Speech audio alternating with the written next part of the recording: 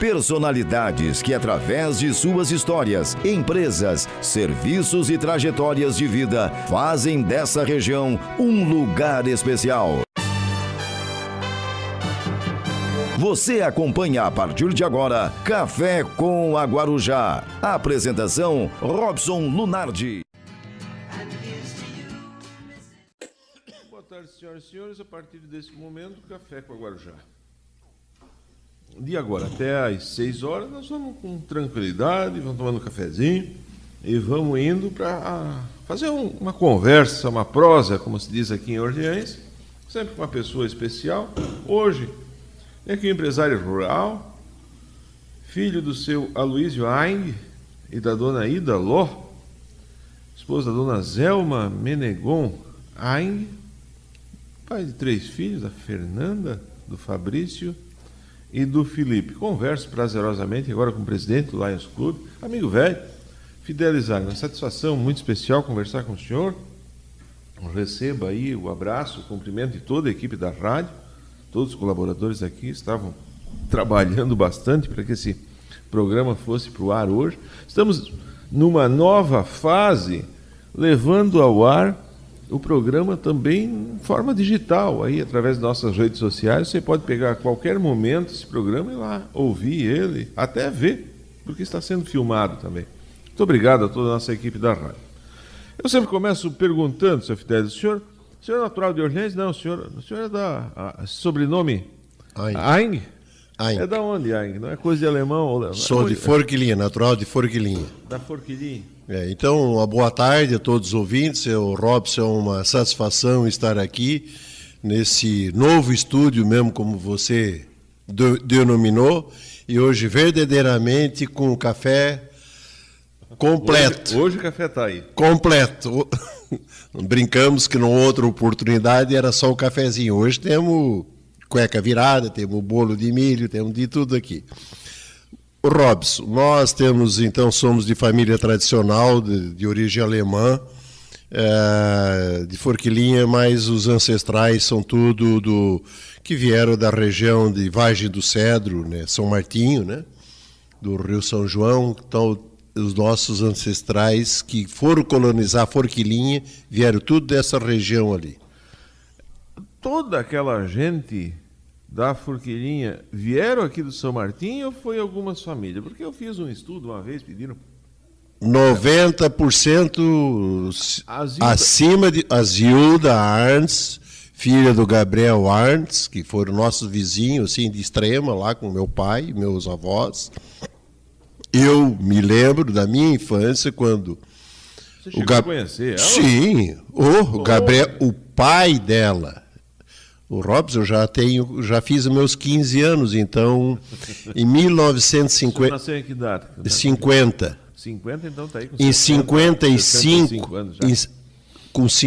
Em 1955, a família do Gabriel Arns, que é o pai do cardeal Dom Paulo, da Zilda, são três irmãs freira, e tinha um engenheiro civil, um colono de homem, e mais 2 padres, um se tornou cardeal, né? E que saíram de Forquilinha os pais porque os filhos estavam todos já estudando em Curitiba, então os filhos levaram os pais para lá, que no caso da Zilda, e outros que fizeram medicina também. Medicina, Isso devia ser o quê? Um alemão daqueles que tinham um potreiro? Eles na época, ele era um professor primário de uma escola primária daquela moda antiga que tínhamos aqueles professores que eram os verdadeiros mestres. Um colégio interno lá? Colégio interno de freiras também. Isso devia ser umas freiras bravas lá. Tudo alemã, 100% vieram da Alemanha. Nossa Os senhora. Padres, até na década de 70, vigário de Forquilinha e párocos era 100% da Alemanha. Chegou a estudar lá nesses colégios? Sim, eu estudei. Esse pessoal, eu falei uma vez, até para o Adriano Geller, que gosta da história da guerra e dá aula sobre isso, esses alemães, eles tinham uma admiração pelo Hitler. Me parece que assim que os alemães antigos, eles no tempo deles, da forma deles, na cultura deles, eles tinham uma admiração. Era assim também com o colégio lá de Forquilinha. Quem me falou isso foi gente que falou do colégio de São do Gero, que era assim.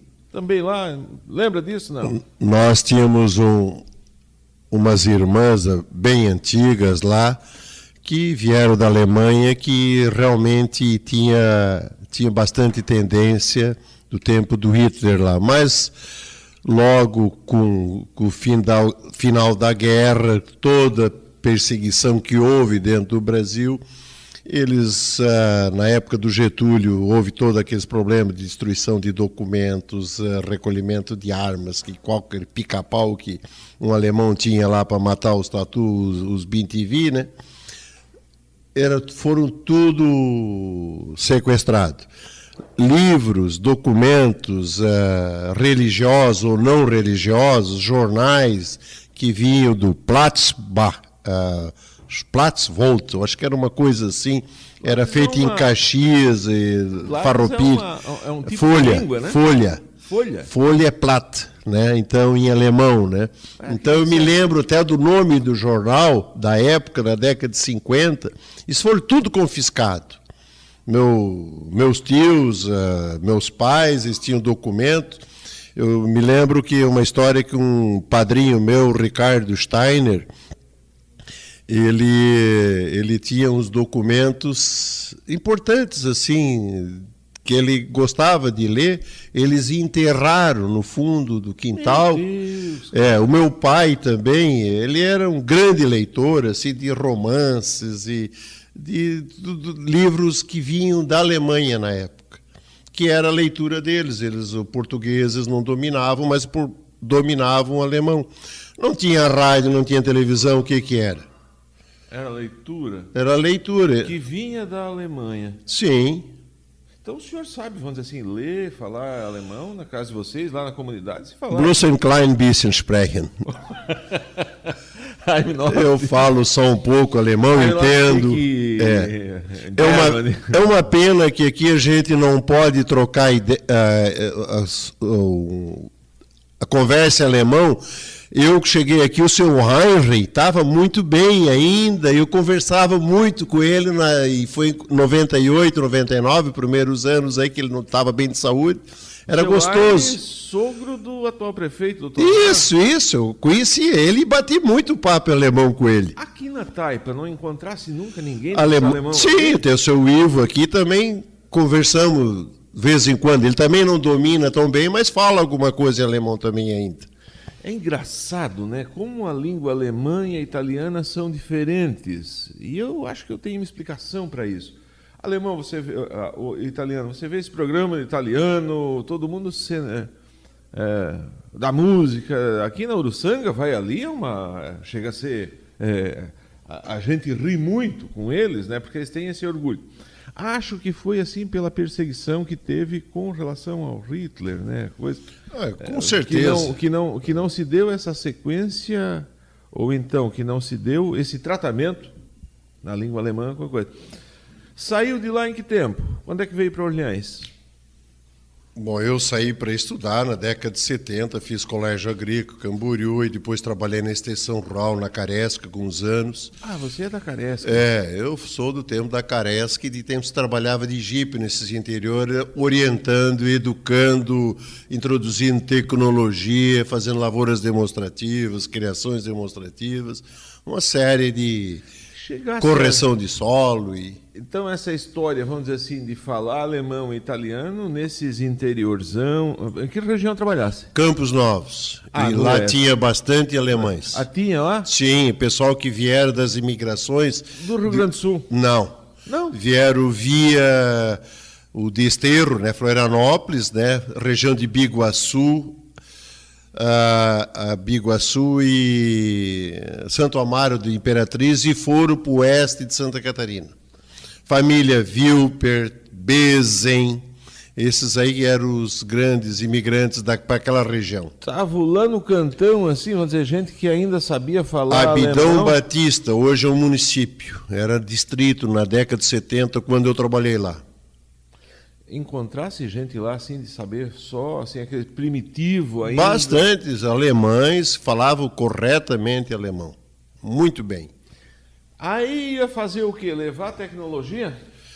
Sim, a Caresc foi o que desbravou toda a colônia, levou tecnologia em todo sentido para a agricultura, correção do solo, fertilização do solo e novas variedades, introdução da soja foi no auge da década de 70, uma melhoria, introdução de milho, híbridos, sementes melhoradas, que a produtividade nossa era em torno de 20 sacos por hectare. Milho cravo ainda, né? Aquele milho produzia era de 13 a 15 sacos, década de 70 por hectare, a produção nossa do estado. E só com a melhoria da semente, a média do estado já passou para 40. Hoje está acima de 150 sacos por hectare. Então é muita evolução, né? Tudo... E chegar para esse pessoal também, aí chegou o adubo, né? Sim, sim. Foi. Não existia adubo antes. Não, né? existia. Como é que vivia essa gente, meu Deus? É aquilo que me conta num programa que nós temos aqui, o Documento Guarujá. Se vivia com um paiol de milho, um porco no chiqueiro, passando o tempo. Chegava no final do ano... O milho era armazenado com palha e tudo, sem um conservante, sem nada. O rato comia uma boa parte, o outro, o gorgulho, comia, né? Chegava depois de 10 meses ou um ano, antes da nova safra, 40% ou 60% já estava perdido por causa das pragas. Não tinha estudo? Não tinha. O pessoal não estudava? Não tinha formação. Se vivia uma patente ao redor de casa, de certo um índice de doença... O Robson, não tinha luz elétrica. Primeiro, foi um dos trabalhos que eu fiz centenas de projetos de implantação de rede de energia elétrica no interior de Campos Novos, município hoje de Vargem e Abidão Batista, onde que depois da energia elétrica já se instalava dentro do mesmo projeto de melhoria com investimento do governo federal de implantação de melhoria sanitárias, de banheiros já com caixa d'água e com fossas. Então isso tudo na década de 70 nós fazíamos isso para a colônia. De certo índice de verminose. Era violento, né? Por isso que a gente vai no interior, aqui de Orleans, inclusive, em qualquer cidade da nossa região, tem um cemitério, um monte de cruzinha pequenininha. As crianças morriam, né? As crianças morriam. Pega a nossa idade média na década de 70, era o pessoal morria em média em 40 anos, né? Hoje estão acima de 70 já, nós 40 vivemos. Anos. O Plínio Galvani, ex-prefeito, disse que morava no barracão, um tio dele, o tio morreu, vamos no enterro. Mas que idade ele tinha? 55 anos. Era velho. Ele já... Então, isso não se Hoje ri. nós estamos com 60, 70. Mas ele me falou, disse, mas eu estava velho. Quer dizer, não é coisa de se rir isso, mas era uma realidade. É a realidade. De ontem, né? De ontem. Quer dizer, vocês trouxeram tecnologia, na verdade. E falar para esses alemão que valia a pena pagar para ter uma semente, pagar para ter Nós fazíamos lavouras demonstrativas, criações demonstrativas, onde toda a comunidade participava. Uma comunidade tinha lá 20 ou 30 famílias. Nós fazíamos o máximo de envolver 100% das famílias em treinamento. Certo. Em treinamento numa propriedade onde nós plantávamos, fazíamos a densidade, que é o número de sementes por hectares, por metro quadrado, fazíamos a adubação correta, regulagem das antigas adubadeira, semeadeira, puxada, tração animal, que era uma linha só, porque se plantava só com aquela máquina pica-pau, ou saraquá, como que é chamada a catraca, né? Catraca. Então, daquilo evoluído, em vez de plantar uma cova a cada metro, nós distribuíamos de uma forma linear a semente, que a cada 20 centímetros por 1 metro, já existia uma ramificação melhor das raízes com aproveito melhor da nutrição. E tudo isso já dava um melhor resultado na produtividade. Então não é só a melhoria da semente, da genética, do adubo, uma série de fatores que nós éramos o divulgador de novas épocas na década de 70.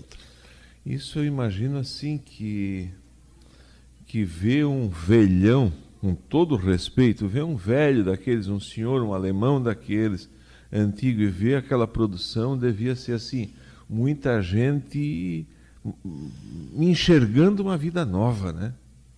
Com Deve certeza. Ser vocês deviam, vou mudar a pergunta, vocês deviam ser recebidos em casa no final de uma safra com uma polenta, um carneiro assado, sei lá, vocês eram líder lá, né? Robson, nós Emocionante, éramos assim. para eles os doutores.